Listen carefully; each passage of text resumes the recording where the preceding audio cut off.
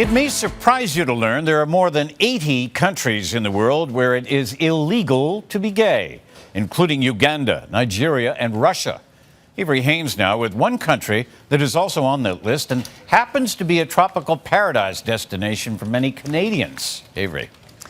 Thank you, Gord. Gareth Henry is a human rights activist who wasn't trying to make any sort of political statement when he went to buy the person he loves a Valentine's Day card. It was a decision that completely changed and almost cost him his life. This is the image most of us have of Jamaica. Blue skies, sandy beaches, paradise. But if you're gay, it's a place to flee from, not a place to escape to. February 14, 2007. I decided to go and get my boyfriend something for Valentine's Day just to surprise him. I went into a pharmacy in Kingston, Jamaica. A group of people started to gather. Over about 300 people that was gathered outside the pharmacy was pounding on the doors, and then the police officers proceeded to beat me with their guns. I was hit in the abdomen twice. I was slapped in the face. So one of the police officers said to me, I know who you are. Who he is Gareth Henry, an outspoken gay rights activist in a country where being gay is illegal in the eyes of the law and an evil sin in the eyes of the people. I think most Canadians think of Jamaica as being a winter vacation paradise, but it is really one of the most homophobic countries in the world. It has laws that criminalize same-sex relationships, same-sex activity, but there's also a high level of homophobic violence that exists in society itself. That simple act of trying to buy a Valentine's Day card put Gareth's life in danger. That night I couldn't go home. That was when my life changed drastically. I went into hiding. But Gareth could only hide for so long. I was driving down and we were stuck in traffic.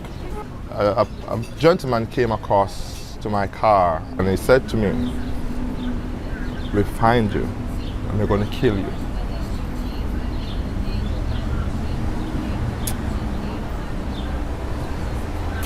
I didn't go home. Gareth sought and was granted asylum in Canada. Had I stayed in Jamaica, I wouldn't have been alive today. But being alive comes with a cost. You're giving up the ability to go home. You're giving up the ability to be able to connect with family and friends in the way you want to. It's giving up your culture, it's your way of life.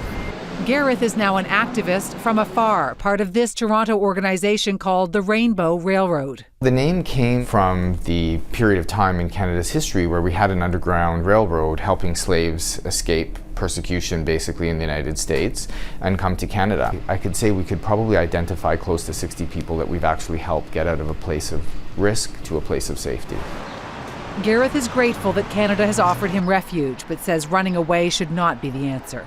This celebration should be happening home, where I'm experiencing my culture, I'm there with my friends.